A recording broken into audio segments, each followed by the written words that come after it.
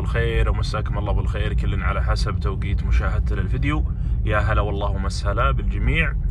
حيا الله المشتركين القدماء والمضافين الجدد، نورتوا قناتي. يا هلا والله وسهلا بالجميع. في بداية المقطع يا شباب، مقطعنا اليوم المعتاد المعروف اللي هو سوالف فتكاوية.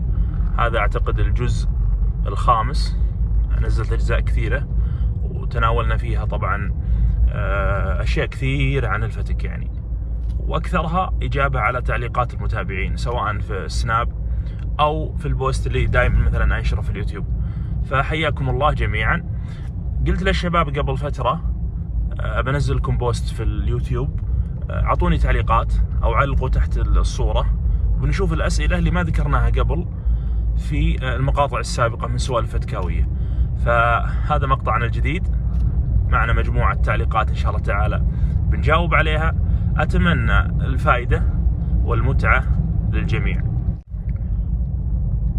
ما يحتاج أذكركم في بداية كل مقطع سنابي بيظهر قدامكم الآن، أتمنى الإضافة، تفاعل كبير بيني وبين المتابعين في السناب.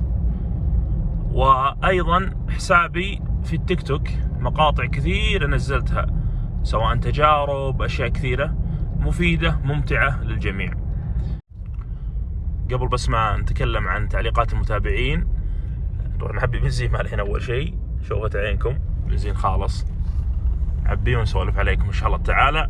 أنا حاولت والله إني آخذ كم كبير من الأسئلة اللي شفت مثلا عليها، يعني أول شيء إنها ما تكررت في المقاطع السابقة، ولا مرة ثانية بعض الأسئلة يجي عليها لايكات كثير.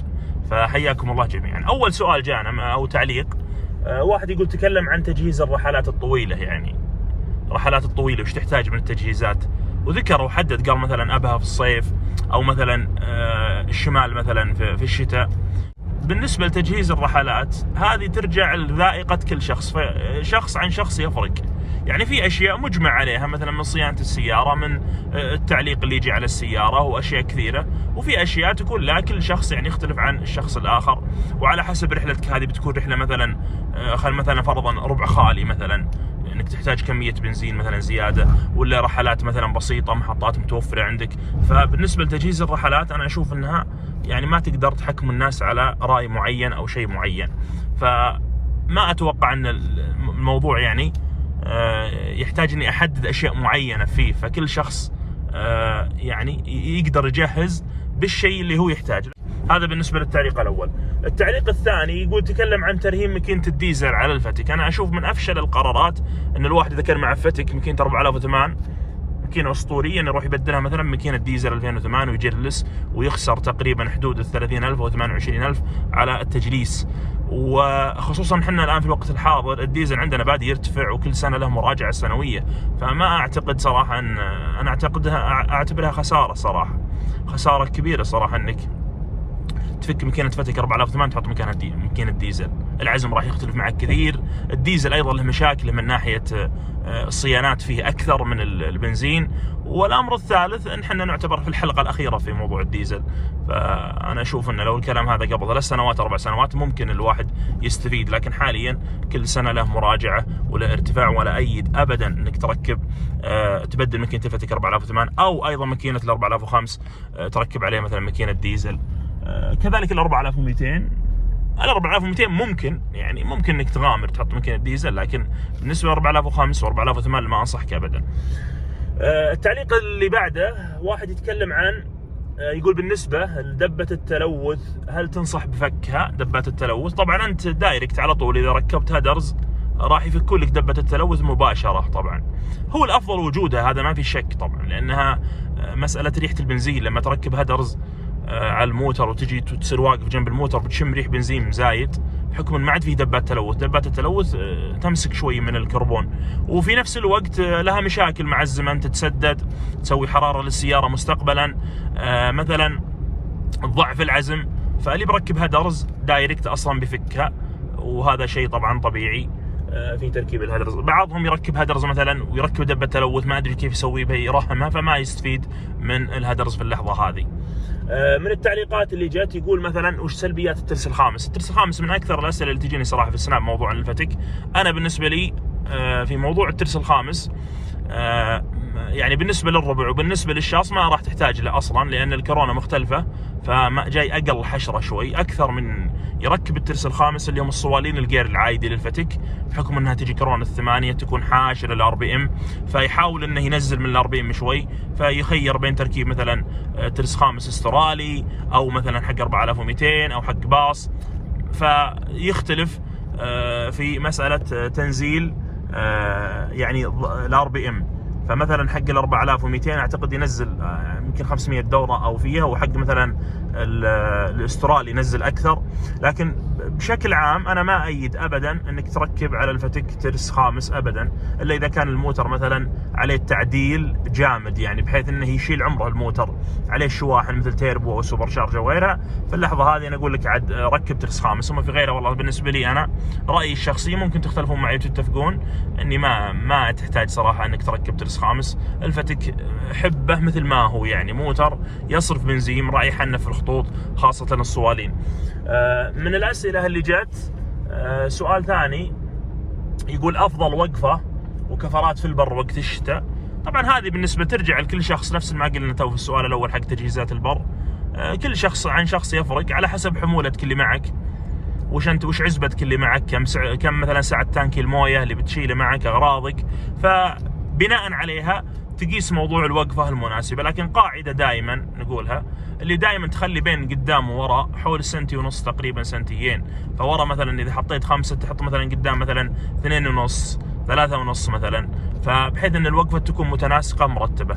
بالنسبه للكفرات ايضا عندك كفرات كثير الصراحه مناسبه للبر، واذا كان مثلا نفود، عندك مثلا بوالين، عندك كفرات البلد ايضا كويسه، عندك مثلا الحجريه، هذه تكلمنا عنها في مقاطع كثير صراحه السابقه، وما يحتاج نحن نوسع في الموضوع هذا.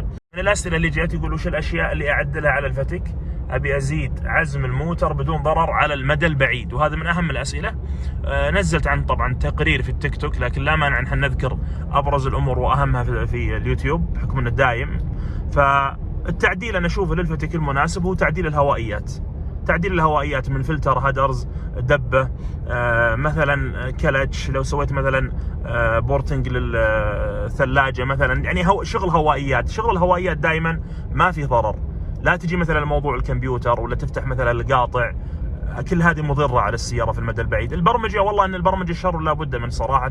اذا ركبت القطع الهوائيات وكملتها من الافضل انك تبرمج، مع اني انا ما برمج سيارتي صراحه، لاني مكتفي بتركيب هدرز ودبه فقط ومعجبني العزم، فما برمجت، مع علما اني اعرف اني لو برمجت اكيد اني بأحسن اداء السياره في موضوع الانطلاقه وغيرها. لكني اشوف صراحه يعني الفتكات اللي تبرمج يعني سنه سنتين وتسمع طقطقه واصوات في الماكينه، هذا بالنسبه لرايي الشخصي انا. الا اذا كنت عاد بتلقى لك مثلا مبرمج متمكن، مبرمج يعني خبير فاهم وش يشتغل، هذا عاد موضوع ثاني. فباختصار الاجابه موضوع الهوائيات انا اشوفه غير مضر ابدا، وكل ما تعمقت في موضوع التعديل اكيد انه راح يكون الضرر اكبر. من التعليقات اللي جت يقول وش الافضل الفتك الجير العادي ولا التماتيك؟ شوف، هو موضوع الافضل هذه ترجع للمستخدم نفسه ايضا. المستخدم هو اللي يحدد وش استخدامه للموتر. اذا كان مثلا في مدينه يكون فيها زحام سيارات، بيكون طبعا خيار الجير التماتيك افضل بالنسبه له، لان الجير العادي جدا متعب القياده في الزحمات. لكن بشكل عام الفتك انا اشوف الصراحه العادي هو افضل شيء فيه، لانك راح يكون عندك حريه كبيره جدا. انت اصلا مشتري الفتك علشان موضوع التطعيس وموضوع البر، وحتى لو تبي تسحب لك ناس مغرزين، فموضوع السحب بالجير العادي جدا امن، وغير امن مثلا تسحب مثلا بجير تماتيك، لان احتمال يكون الضرر على الجير التماتيك كبير. فبالنسبه لي انا افضل الجير العادي. رغبه السوق ايضا في البيع والشراء الجير العادي طبعا ارغب بمراحل. من التعليقات اللي جات واحد يسأل يقول مثلا اذا ركبت كمبيوتر على الباترول هل راح يضر الماكينه؟ اصلا الكمبيوتر اغلب اللي يركبونه او كل اللي يركبونه علشان شغلتين. الشغله الاولى اللي هو موضوع انه يلغي بعض الحساسات في السياره، يلغي حساسات الاكسجين مثلا، يلغي مثلا حساس الهواء، فيطيح عن بعض الحساسات في السياره. الموضوع الثاني موضوع القواطع، رجال يبي له 10 قواطع 11 قاطع، فيركب الكمبيوتر علشان يستمتع بالقواطع. موضوع زياده الاحصنه، الكمبيوتر ما له علاقه ابدا في زياده احصنه السياره، بامكانك تركب تيربو مثلا ستيج 1 على كمبيوتر بلد مثلا، فما له علاقه. فهو فايدته في موضوع الحساسات وموضوع اضافه القواطع. هل يضر؟ اي نعم يضر. انا اشوف انت اي فتك على الكمبيوتر لو عرض علي ما شريته صراحه، لان ادري ان راعي مركب الكمبيوتر عشان موضوع القواطع، وموضوع القواطع صراحه والاكثار منها يضر الفتك، يعني لو ما يجيك ضرر ابد منها الا على موضوع ارتخاء بكره الكرنك، وهذه مشكله شائعه ومنتشره في الفتكات صراحه. هذا اللي انا اشوفه. فانا اشوف بالنسبه للكمبيوتر اكيد مضر على المدى البعيد. هذا يا شباب بالنسبه لاغلب التعليقات اللي جتني في المقطع، ولاحظت انها تعليقات غير مكرره. يعني عندنا ترى قبل مقاطع سابقة من سوالف فتكاوية، سواء الجزء الأول أو الثاني إلى تقريبا الرابع، ترى عرضنا فيها مشاكل كثير وتكلمنا فيها عن أشياء كثيرة. ما أحب أن المقطع يطول عليكم علشان تكون المتابعة ممتعة وشيقة للجميع. ولا تنسون يا شباب من الدعم، سواء بالاشتراك في القناة، وهذا أهم شيء عشان يوصل لك الجديد دايم. ولا تنسون يا شباب من اللايك والنشر، ويعطيكم ألف عافية.